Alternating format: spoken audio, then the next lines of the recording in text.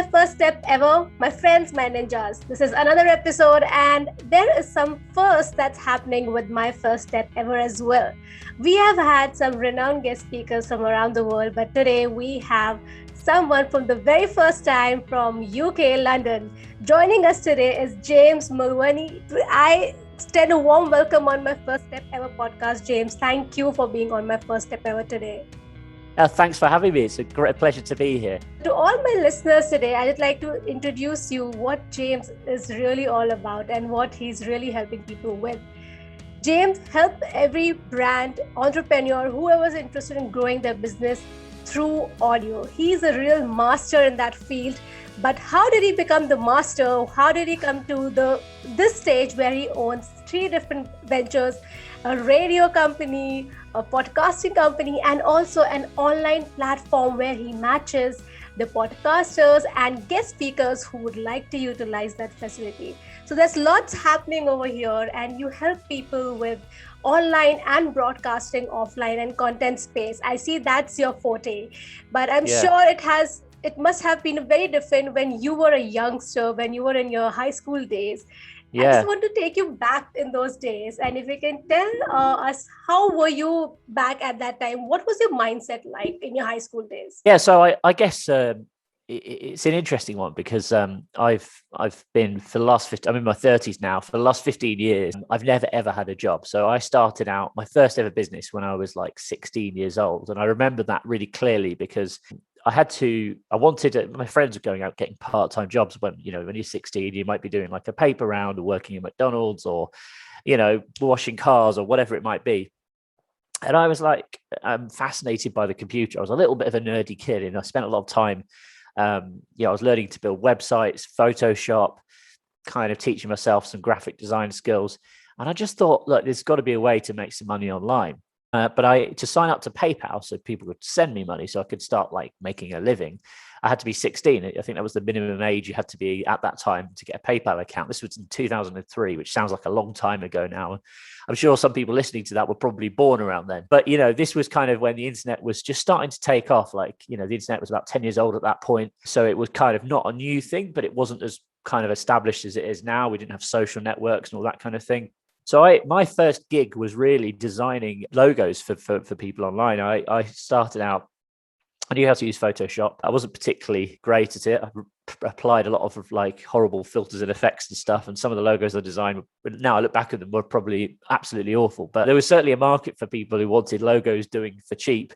And as there still is now, actually, lots of people who, thinking, I'm going to start this internet business. I'm going to start that internet business. So I kind of thought, well, that's something I could do. I already got a copy of Photoshop.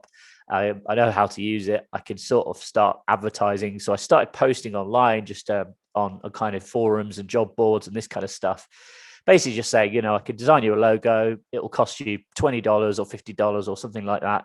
And to my surprise, someone actually contacted me and said, yes, okay, I'll take you up on your offer. Like, can you design me a logo? So that was like my foray into the online world. And I think what that sort of very early lesson taught me was, well, wow, you can actually make money on the internet, which then gets transferred, out of the computer into your bank account, and then you can go and spend it. And I remember just finding that completely fascinating. 16 years old, $20 doesn't sound like a lot, but when you're 16, $20 is loads. And I was like, wow, I can do 3 of these a week and I can make, a couple of $100 or whatever. So I kind of just started off. The first company I started was a banner design company. So you don't see them as much anymore, but they used to be like, the internet used to be covered in like these animated banners, the little GIF banners that flashed. You still see them a bit, but back then they were really, really like all over the place. So I set up a website called New Banner, and basically I had different packages where, you could buy banner designs, and it was one of these things that I could churn them out very quickly. It didn't take a lot of time for me to create them, and it was quite easy to satisfy clients because basically they'd already had a logo design. They already knew what the colors that they wanted and the fonts and stuff, so you already had something to work by. It's not like creating a logo where you you have to kind of come up with something original. You're just basically working with what they've already got, and then you just ask them what you want the banner to say. we're running a discount this week or whatever, and you could kind of make it flash and make it all animated and stuff. So I started churning them out really quickly, and that was kind of like the first, I suppose, online business that I created. Probably got bored of doing that after maybe 3 months. So I did, and I went through a phase then of kind of exploring lots of different avenues. And really the way I ended up getting to where I am now, kind of with the audio space, was at the time I was also, when I was sort of finishing school and then going to college, we call it sixth form over here, before university, I was really keen on radio. I used to love listening to the radio when I was growing up, always listened to the radio. And I wanted to get involved in radio. I was going into radio as a DJ, so I started doing a bit of DJing here and there. When I was at uni, I used to DJ. I did a couple of DJ gigs in bars and clubs, but also, like radio stations, so online radio stations. I did a little bit of hospital radio, community radio, that kind of thing. And I was kind of really interested in going to radio. And whilst I was doing that, I kind of also learned what went on behind the scenes. Like, how do you take the radio station's content and stream it online? So there was already software to do this. You kind of just had to know how to use it, but most people didn't. So this was really when I got started in the audio space. I set up a company called Wave Streaming, which made that process easy for people. So we sold streaming media, effectively services to the radio industry, but also, to charities, to businesses wanted to broadcast different messages. And that kind of, I launched in 2004, probably, when I would have just been around 17 years old. And then I went off to university. So I did 4 years at uni. And then after I graduated uni, that was when things really took off for me, because I was a one-man band. I was kind of the tech support guy. I was writing code. I learned to obviously build the website and sort of start selling products and services. So I was doing the marketing stuff and really just taking care of the whole picture. And so it was kind of really good. It was a really good little business to begin with, just to kind of dip my feet and kind of learn, the tricks of the trade, learn really how to operate an online store, an online business. And then, in 2011, I was really lucky. I just finished university and I had a call one day from AOL. AOL is obviously a huge company, and they said, look, we've got this software which you're using as part of your product, which was a bit of software called Shoutcast. And we'd kind of built, Shoutcast was almost like the core of our system, and we'd built all these tools and stuff around it. And I think at this stage, I'd maybe hired a couple of staff. So there was maybe a team of 3 or 4 of us. And I got the call. I flew to New York to go for a meeting, and I was 23 at the time, I think 22, 23, something like that. Mm-hmm. And we struck this deal with AOL, and that's when things really started taking off for us. The business went from, me and a couple of guys to, we very quickly grew to a team of maybe like 10 or 15 at that stage, within a space of like a year. And it was a really exciting time. But of course, you learn your lessons a lot in business, and we were really dependent on this one deal. This one deal had kind of changed our fortunes in terms of it put the company was doing okay before, but then it was doing really, really well. I put it on a complete upwards trajectory in terms of our revenue. But because this deal was there, I was kind of always conscious that it wouldn't last forever. It seemed a little bit too good to be true. Yes. And in a sense, it kind of, I was set up at the right time. Yeah. So when luck came my way, I was able to take advantage of it. But I think 2 years later, after we struck that deal, AOL then sold that part of the business to some other company, and they weren't interested in working with us. So very, very quickly things slowed down, and I was kind of panicking. I was sort of in my mid-20s at this point, and I was like, okay, what am I going to do next? I've worked for the last sort of 8 years building this thing up, since sort of like my late teens, and now I'm in my mid-20s, and I've got like 10 staff on my payroll, and what happens if I can't afford to pay them every month? And so I kind of like freaked out. I had a year where I was like probably not in a very good place mentally, and the business was kind of, it didn't come crumbling down overnight, but of course it had stopped growing, right? And we started sort of seeing some decline in revenue. So that was the stage where I was like, right, what do we do next? How do we get past this? And that was where the idea for radio.co came about. Yes, I would definitely like to come to this point when you started off Radio Co and then Podcast Co.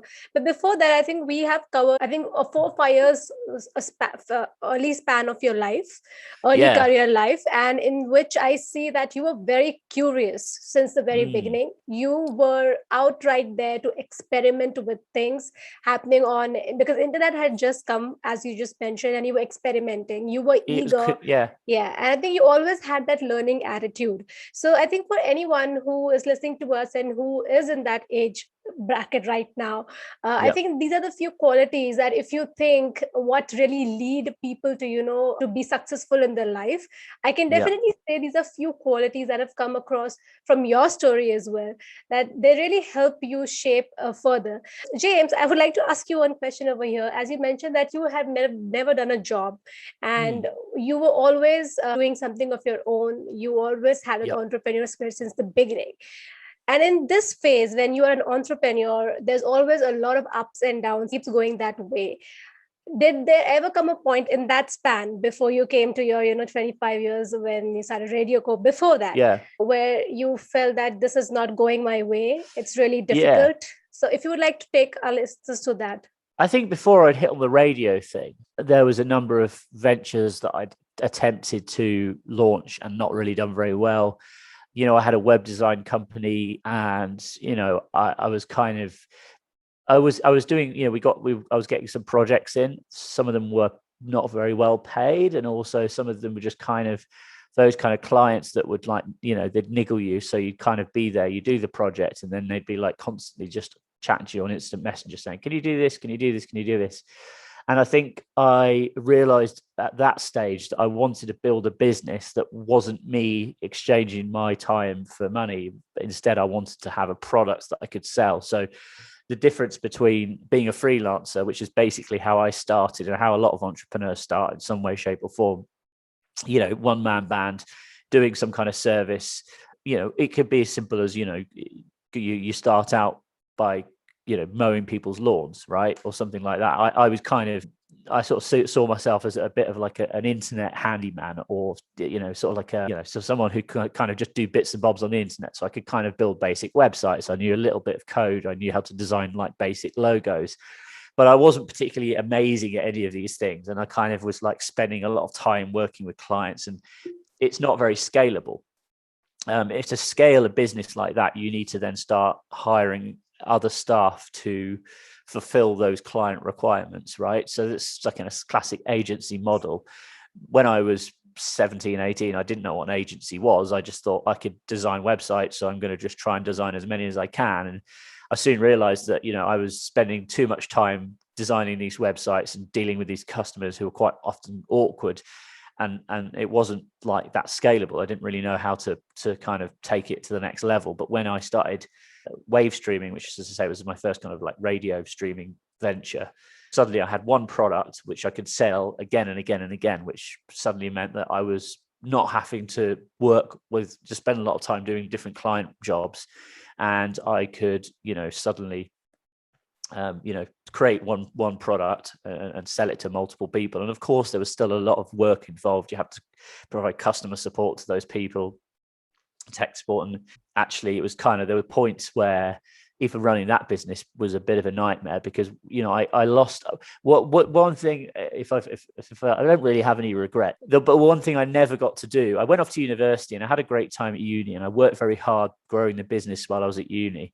So it's to a point where when I finished university, I didn't have to go and find a job. I was making enough money I could pay myself a full-time wage effectively. Because to begin with, I was just starting out. I wanted to just make some money on the side. It was like, oh, my friends are getting part-time jobs. That was my ambition, really, just to kind of do like a side hustle.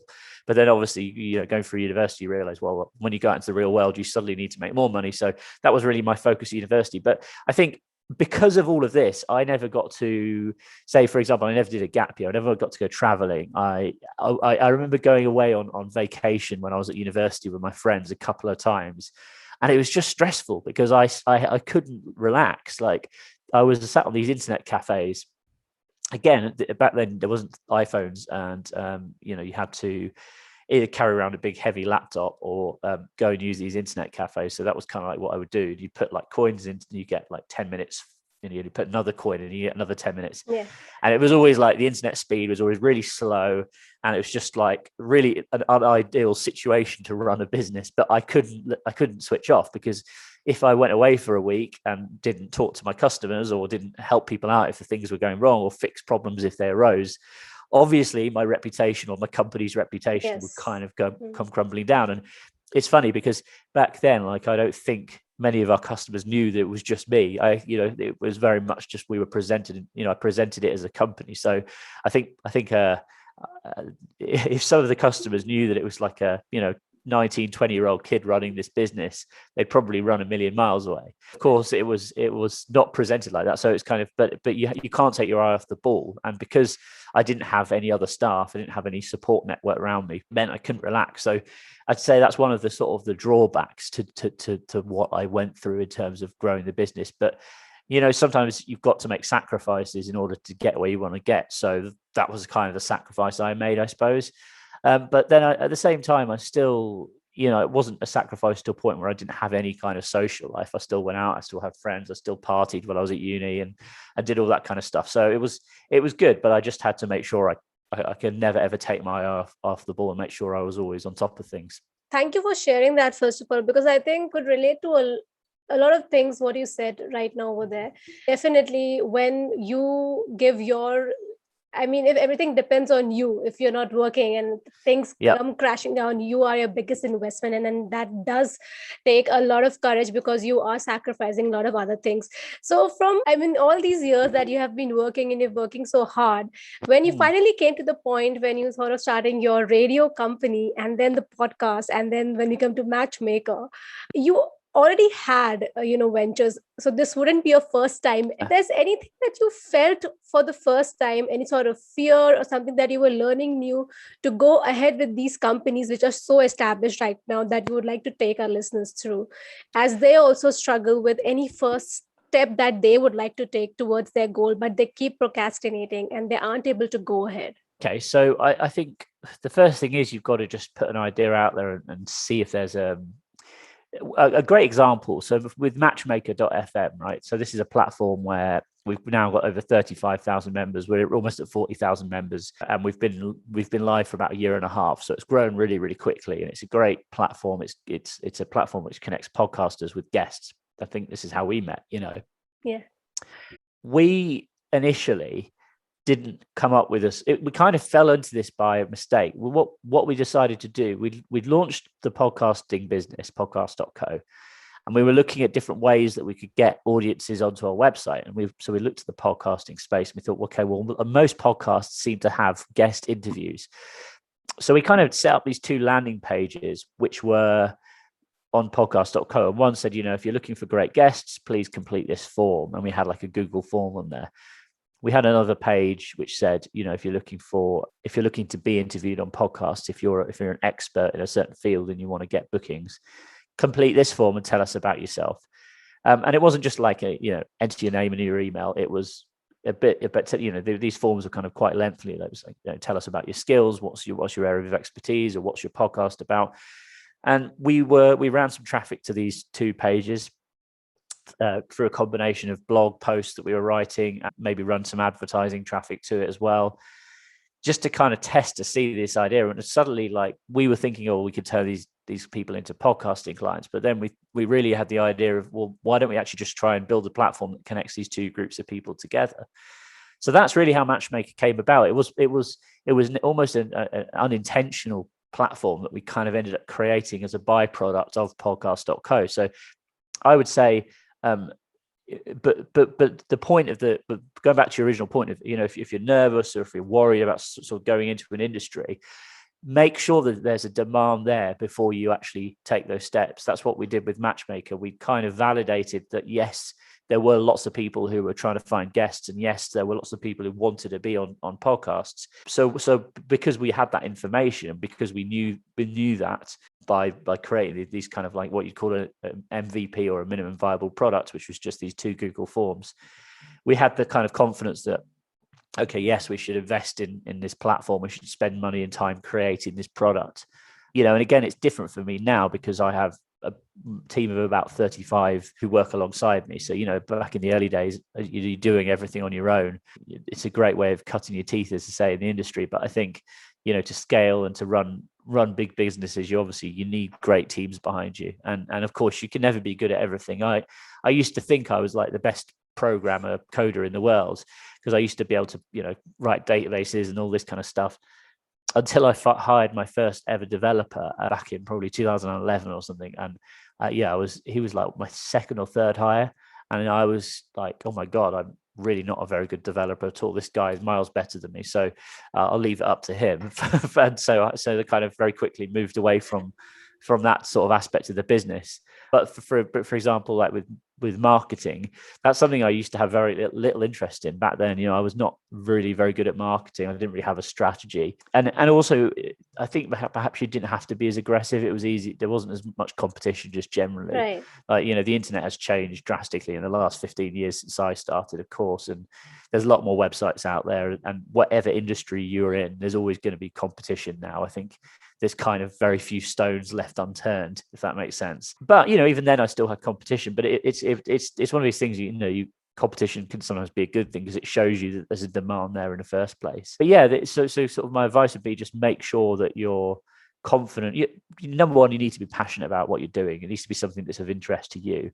And number two, make sure that there is actually a demand for that product or that service out there. I think that's terrific. What I really, really like about your journey and you as a person in particular, I think you are always keeping up to date with things. How you just mentioned that when you started at that point in time, marketing was not that aggressive. And I completely agree with that. Right now, it is so in your face and there's so many things that are happening online, but you still have to keep doing it. So there's also a shift of how you are marketing yourself and what really works right now. You also have to be very relatable and real. Along with that, a very beautiful message that you have shared is for our listeners is that if you really want to start something, it's just that you have to be first really passionate about it, or you have to feel for it. Once you feel for the subject that you really want to do, the goal that you want to achieve, that's the first step. And then you take the little step.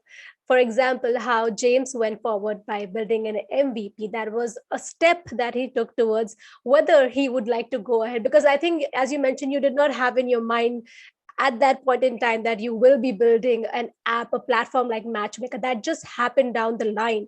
So that again shows us that what one can achieve when you start taking the small little steps and just go for it. So yeah, James, thank you so much for taking us through your journey in depth. I thoroughly enjoyed it.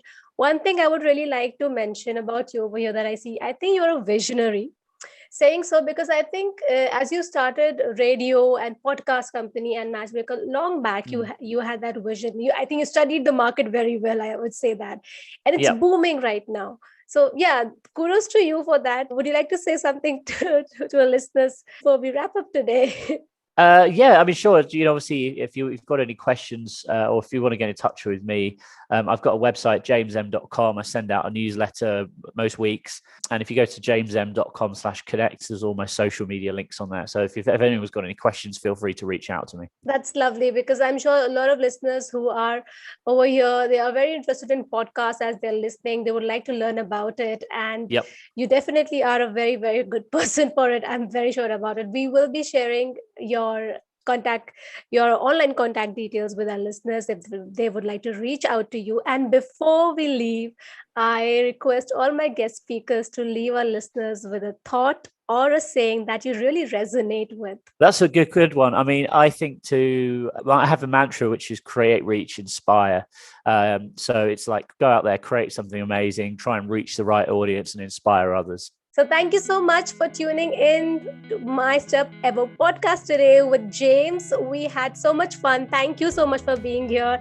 And if you really enjoyed this podcast episode today, I would really request you to take some time off and be grateful and leave a thanks on James' profile wherever you want to connect with him. Thank you so much, and keep listening to My First Step Ever podcast and start believing in yourself and keep believing in yourself.